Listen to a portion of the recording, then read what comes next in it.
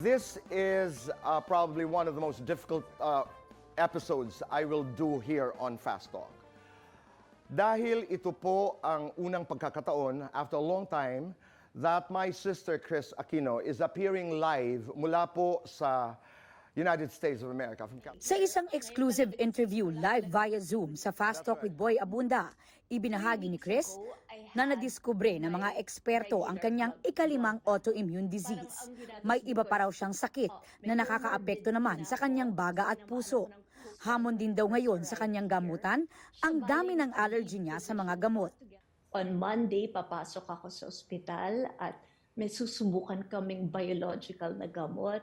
This is my chance to save my heart. Because kung hindi ito tumalaboy, I stand a very strong chance of having cardiac arrest.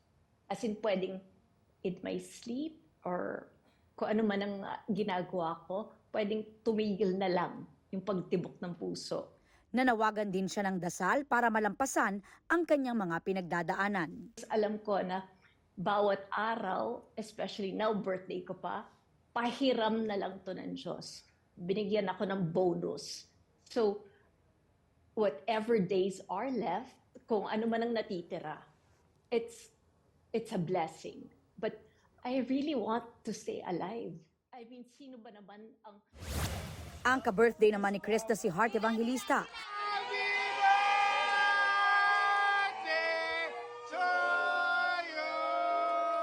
Nakatanggap ng bagong diamond ring mula sa mister na si Senator Cheese Escudero. Sa pagsalubong ng kanyang kaarawan at Valentine's Day sa Balisin Island, doon na rin nila gagawin ang renewal of vows kasabay ng wedding anniversary. I really feel like this is truly a celebration of unconditional love for us, yung journey namin na mag-asawa. So, for me talagang ito yun. Kaya talagang pinush namin to kasi it really matters to us. On Spotlight, ang latest IG post ni Bea Alonso matapos kumpirmahin ang breakup nila ni Dominic Roque. Ibinahagi ni Bea kung paano niya ipinagdiwang ang Valentine's Day in her pajama kasama ang kanyang aso, kumakain ng chocolate cake at nanonood ng cartoons.